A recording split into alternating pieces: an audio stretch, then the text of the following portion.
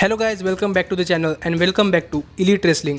तो गाइज आज भी हम AEW कंपनी के बहुत ही बड़े और बहुत सारे अपडेट्स के बारे में बात करने वाले हैं। और गाइज आज इस वीडियो के अंदर हम जानेंगे कि किस तरीके से हमें शेन मैकमैन प्रोबेबली यंग बक्स के साथ देखने को मिल सकते हैं। बॉबी लैशली के AEW डेब्यू को लेकर मेरे पास आपके लिए एक अपडेट है और ऐसे ही AEW के छोटे बड़े अपडेट जानने के लिए ये वीडियो एकदम आखिर तक जरूर देखना। और ऐसे ही AEW से रिलेटेड हर एक न्यूज, रूमर और अपडेट और AEW के हर एक शो का रिव्यू पाने के लिए हमारे चैनल को सब्सक्राइब करना मत भूलना। पर अब ज्यादा देर न लगाते हुए चलिए ये वीडियो शुरू करते हैं। और सबसे पहले बात करते हैं इस हफ्ते के डायनामाइट शो की व्यूवरशिप की और जानते हैं कि इस हफ्ते के डायनामाइट शो की व्यूवरशिप क्या रही। तो गाइज अगर आपने हमारे चैनल पर इस हफ्ते के डायनामाइट शो का रिव्यू वीडियो देखा है तो आपको तो पता ही होगा कि इस हफ्ते का show dynamite special grand slam था, जहां पर हमें शो पर काफी जबरदस्त मैचेस देखने को मिले थे और काफी बढ़िया स्टोरी भी चली थी। लेकिन इस सब के साथ ही अगर हम बात करें शो के व्यूवरशिप की तो गाइज इस हफ्ते के डायनामाइट शो की व्यूवरशिप इसके पहले डायनामाइट शो के मुकाबले करीब करीब 8% बढ़ी है। और जहां पर लास्ट वीक डायनामाइट शो की व्यूवरशिप मिली थी 684 के व्यूवर्स, तो वहीं पर इस वीक की व्यूवरशिप आई है 702 के व्यूवर्स, जो फिर एक बार डायनामाइट शो की व्यूवरशिप के अंदर एक अच्छा खासा जंप है। और 18 to 49 एज डेमोग्राफिक में भी डायनामाइट शो की व्यूवरशिप 3% बढ़ी है। जहां पर लास्ट वीक रेटिंग्स 0.20 थी तो वहीं पर इस वीक रेटिंग्स 0.22 आई है, जिससे कि आप समझ सकते हैं कि इस वीक डायनामाइट शो की व्यूवरशिप थोड़ी बहुत बड़ी है, पर उतनी भी ज्यादा नहीं है, जो देखकर हम कह सकते हैं कि AEW ने व्यूवरशिप के अंदर कमाल ही कर दिया है। और मुझे लग रहा था कि स्पेशल शो के लिए व्यूवरशिप बढ़ सकती है,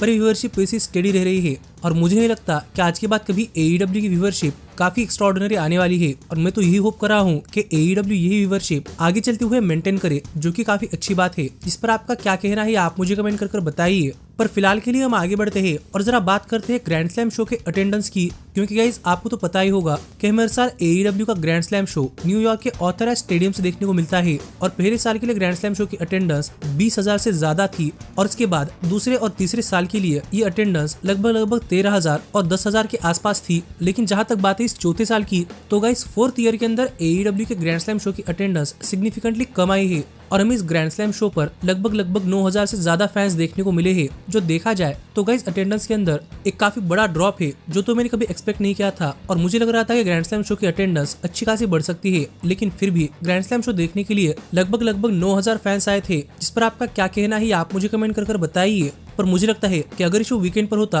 तो यहाँ पर काफी ज्यादा फैंस आ सकते थे, लेकिन ऐसा नहीं हुआ। तो देखना पड़ेगा कि आगे चलते हुए AEW अपने अटेंडेंस की प्रॉब्लम किस तरीके से सॉल्व करती है। पर फिलहाल के लिए हम आगे बढ़ते हैं और जरा जानते हैं कि grand slam show off air जाने के बाद क्या हुआ। क्योंकि गाइस हर बार की तरह ही इस बार भी ग्रैंड स्लैम शो का मेन इवेंट यानी कि जॉन मॉक्सली और डार्बी अलिन का मैच खत्म होने के बाद जब ये शो ऑफ एयर गया तब हमें यहाँ पर मर्सिडीज मोने और टोनी खान आते हुए दिखाई दिए हैं। और ही किन्हीं फैंस ने अपने सोशल मीडिया हैंडल्स पर कुछ वीडियो शेयर किए हैं, जहाँ पर हम देख सकते हैं कि ये दोनों क्राउड को एड्रेस करने के लिए आए थे। लेकिन इसके बाद जब ये दोनों यहाँ से जा रहे थे तब क्राउड के कहने पर टोनी खान ने मर्सिडीज मोने का डांस किया है, जो देखकर यहाँ पर पूरा का पूरा क्राउड तो काफी सरप्राइज था और मैं काफी चौंक चुका था, क्योंकि मैंने पहली बार टोनी खान को ऐसे डांस करते हुए देखा था। जिस पर आपका क्या कहना है आप मुझे कमेंट कर बताइए। पर सच में ये भी एक अच्छी खासी चीज थी। लेकिन फिलहाल के लिए हम आगे बढ़ते हैं और जरा करते हैं कल होने वाले रैम्पेज शो का प्रीव्यू और जानते हैं कल के रैम्पेज शो के लिए AEW ने कौन कौन चीजें पहले से ही एडवर्टाइज की है। तो गाइड सबसे पहली चीज जो कि AEW ने कल के रैम्पेज शो के लिए ऑफिशियल एडवर्टाइज की है वो ये है कि हमें कल के रैम्पेज शो पर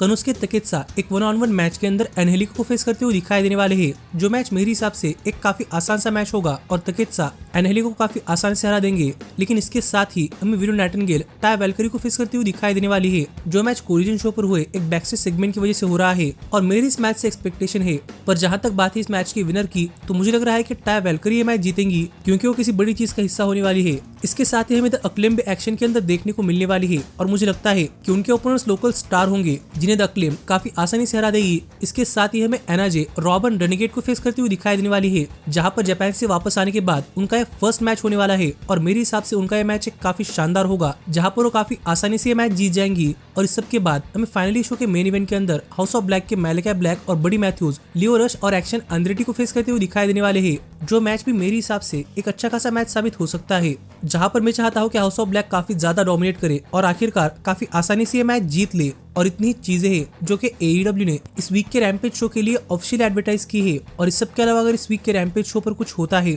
तो वो क्या है ये आपको हमारे चैनल पर रैम्पेज शो के रिव्यू वीडियो के अंदर पता चल जाएगा। जो वीडियो अगर आप मिस नहीं करना चाहते तो हमारे चैनल को सब्सक्राइब कर नोटिफिकेशन बेल ऑल पर सेट करना मत भूलना। पर फिलहाल के लिए हम आगे बढ़ते हैं और जरा बात करते हैं MVP की, क्योंकि गाइस अगर आपने हमारे चैनल पर इस वीक के डायनामाइट शो का रिव्यू वीडियो देखा है तो आपको तो पता ही होगा कि हमें MVP इस वीक के डायनामाइट शो पर आते हुए दिखाई दिए हैं, जहां पर आकर MVP ने प्रिंस नाना को स्वर स्टिकलैंड से उन्हें मिलाने के लिए कहा था और वो यहाँ से चले गए थे। लेकिन इस सब के बाद फाइनली MVP को लेकर रिपोर्टें आ रही है कि गाइस फाइनली MVP भी ऑल एलीट हो चुके हैं और AEW ने MVP को अपने कंपनी के साथ ऑफिशियली साइन कर लिया है।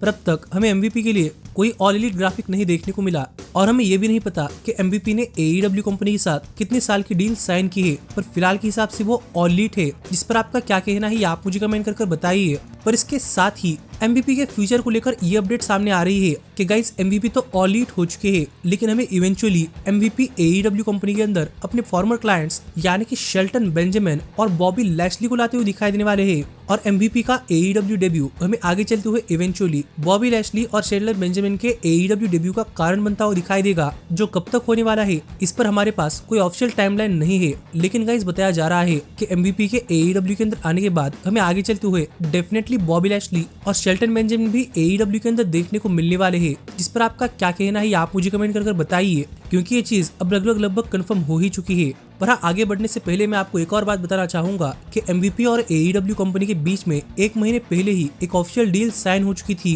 जिसके बाद हमें फाइनली अब MVP AEW के शो पर आते हुए दिखाई दिए हैं। और MVP के डेब्यू से पहले हमारे AEW के ड्राइवर की तरफ से हमें एक सिमिलर पिक देखने को मिली है, जो कि हर एक डेब्यू के पहले होती है। और ये वही ड्राइवर है जो कि हर एक सुपरस्टार को उनके डेब्यू के लिए AEW के अंदर लाता है और उनकी पिक्स हर बार काफी वायरल होती है। जिस पर आपका क्या कहना है आप मुझे कमेंट कर बताइए। पर फिलहाल के लिए हम आगे बढ़ते हैं और हम वायरल पिक्चर्स के बारे में बात कर रहे हैं, तो लगातार मैं आपको ये भी फोटो दिखा देता हूँ, क्योंकि इस वीक डायनामाइट शो पर जब यंग बक्स अपना एंट्रेंस कर रहे थे तब पीछे से विल ऑस्प्रे और काइल फ्लेचर उन्हें मॉक कर रहे थे और ये फोटो भी हाल फिलहाल में इंटरनेट पर काफी वायरल जा रही है। जिस पर आपका क्या कहना है आप मुझे कमेंट कर बताइए। पर डायनामाइट शो के बाद हमें सरप्राइजिंगली यहाँ पर कुछ बैकस्टेज इंटरव्यूज भी देखने को मिले हैं, जहाँ पर बात करते हुए मरिया में कह रही थी कि मरिया में चैंपियन है और मरिया में अपने चैलेंजर्स को अपने तक पहुंचने से पहले डिस्ट्रॉय कर रखने वाली है। जो बातें यहाँ पर मरिया में कह रही थी और ब्लेम दूसरों पर डाल रही थी, लेकिन हम यहाँ पर क्लियरली देख पा रहे थे कि मरिया में किन वर्ड से यहाँ पर मीना शेरकवा एग्री नहीं कर रही थी। तो गाइस कहीं ना कहीं हाइंडसाइट में ये भी याद रखेगा, क्योंकि हमें प्रोबेबली ये चीज आगे चलते हुए इन दोनों के बीच में एक राइवलरी के अंदर अनफोल्ड होती हुई दिखाई दे सकती है।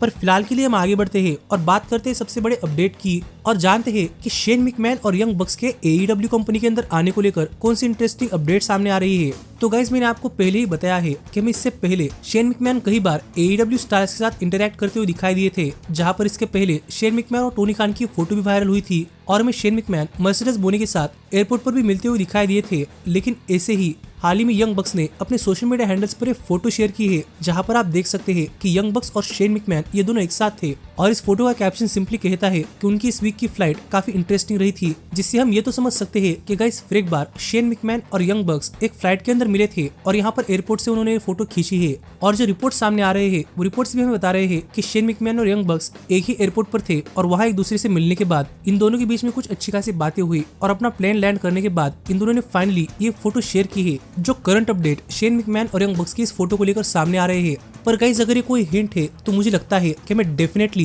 काफी जल्दी शेन मैकमैन भी AEW के अंदर देखने को मिलने वाले हैं और AEW अपने स्टार्स के साथ ऐसे छोटे मोटे पिक्चर्स शेयर करते हुए शेन मैकमैन की हाइप भी क्रिएट कर रही है। जिस पर आपका क्या कहना है आप मुझे कमेंट कर बताइए। लेकिन सच में मैं देखने के लिए इंटरेस्टेड हूँ कि अगर शेन मैकमैन AEW के अंदर आते हैं तो किस तरीके से कंपनी को फायदा करवाते हैं। और मुझे तो लग रहा है कि जॉन मॉक्सली की जो स्टोरी चल रही है कि वो कह रहे हैं कि AEW के अंदर काफी बड़ी चीज होने वाली है, वो तो मुझे लगता है कि शेन मैकमैन का डेब्यू ही है। पर देखते हैं कि कब तक होता है। और आप ऐसे ही AEW से रिलेटेड हर एक न्यूज रूमर और अपडेट और AEW के हर एक शो का रिव्यू पाने के लिए हमारे चैनल को सब्सक्राइब करना मत भूलना। पर अब मैं मिलता हूँ आपसे अगली वीडियो के अंदर, पर तब तक stay healthy, stay happy and keep watching elite wrestling. Hey, did you like that video? Click the screen for more. And where do you think you're going? Check out our official merchandise page and to support the entire cast. And thanks so much for being the elite. The elite, the elite. What, Nick, you're not going to sing it all with me this time?